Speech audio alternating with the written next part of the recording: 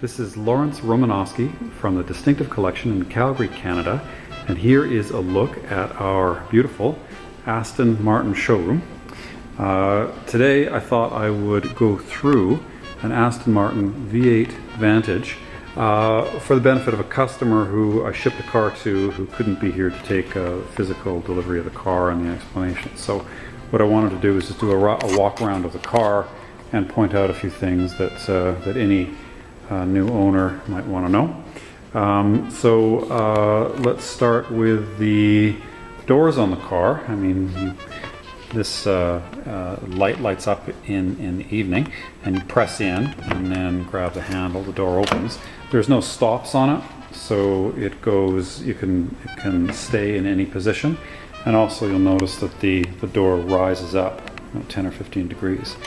With regard to the controls, the fuel filler cap is almost completely invisible, and you can see the diode there next to the driver's left foot. So that'll release the fuel cap there, and then you get an alloy cap for that. So it'll take you a while to find that on your own.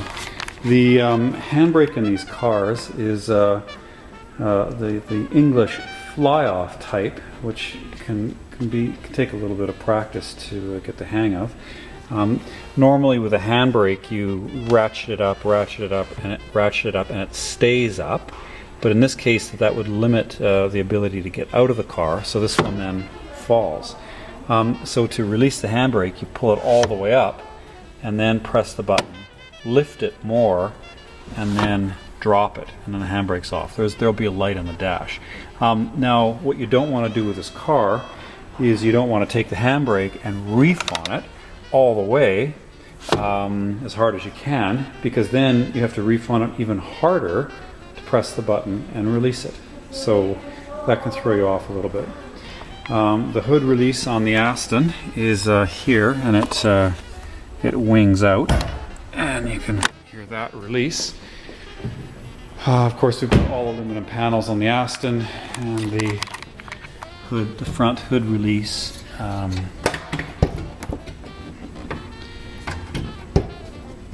is there.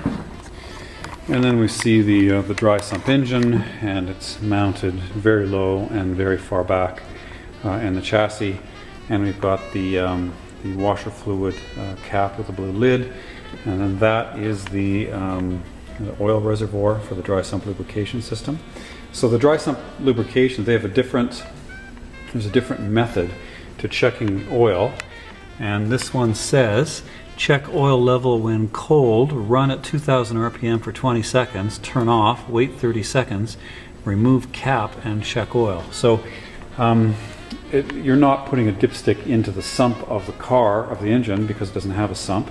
That is the reservoir, and the level is sensitive to temperature. So you can get varying readings from it depending on how hot the engine is. So what you don't want to do is get your new Vantage and check the oil frequently, and then convince yourself that it's using oil, and then go dump a bunch of new oil in it only to find that it's overfilled, and that you just weren't consistent in the temperature of the engine when you check the oil. And this car takes a 1060, it's a racing oil. Not too many other cars do that. The V12 Ferraris and the Vantages are basically the only ones. So 1060 is something you probably won't find at your garage or your local service station. So it's worth getting a supply of it. The car shouldn't use any oil, but it's nice to have a liter of it. If you get in a pinch, you can use 540 or 15W50 synthetic oil. It'll be fine because the oil will mix properly. Okay, so that's that. So going inside the car, we can look at some of the controls. We've got our heated seat controls, the lower and the higher setting. We've got two lumbar inflatable bladders for the seat back, which you can adjust. In the center console here, we've got jacks for our USB and accessory slots and iPhone connection or iPod connection, and a power outlet as well. This item flops both ways to holding larger cups of coffee. We've got our ashtray, of course, and power outlet there. Going through these controls, we have our stability control system. So if the default is always on, in other words, the car will always default to the safe settings. If you hit this button for 4 seconds, you'll disable the traction control and stability control. The intervention of those systems on this car is fairly late. So there's no real good reason to turn that off. Even on the track, it still allows you a fair degree of drifting before the car starts shutting down power and braking wheels. This is for the parking radar, and so it disables it. So if you've got people walking in front of the car or something like that, you can hit that button. And we've got our fog lights, and then we've got the receptacle for a pen. And then we have our Aston Martin pen. It looks like that, and we just fit it in the receptacle, and there we go. The rest of the controls are fairly straightforward. We've got a very simple joystick. The fan speed, the temperature control, clock, a 6 CD stacker, and on off, and volume for the stereo. So we can insert the key and energize the car. This, of course, is our spare key. You get a fancy crystal and glass key with the car. And then the navigation screen rises up like so. So it gives you an easy mode and an advanced mode, and then we use the joystick to toggle it, and it's a fairly straightforward system. It does all the things you'd expect a navigation CD to do. To lower it, you'd click through these with a joystick and then shut down the system, and then it would fold like so. To raise the navigation screen, we'll hit the nav button. It'll light up. We'll hit enter, and then we'll wait a couple seconds, and then it pops up.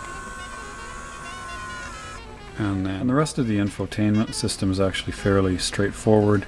Again, we are using these buttons here for the AM/FM navigation phone, and then for the accessories like the iPod, etc., we'll use the mode, and then we can see that we can control between the CD, auxiliary, USB, and iPod.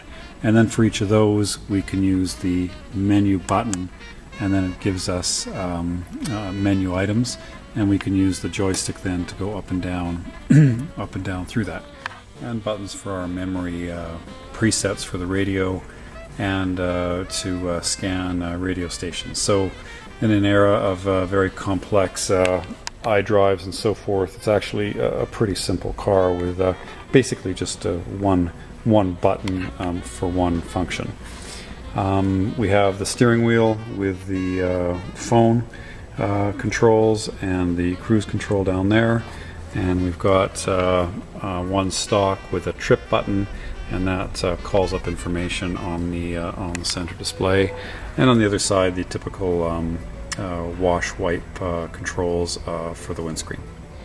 Also, when you buy a car, when you buy an Aston, if it's been sitting around for a while, which in Canada they will have because it's winter, it's a great idea to take the car for a good run, because when the car started and stopped, there's condensation which develops in the exhaust, and some contaminants in the engine oil. So when you buy the car, I always try to get people to take it out on a good hard run for several hundred kilometers to burn that stuff off.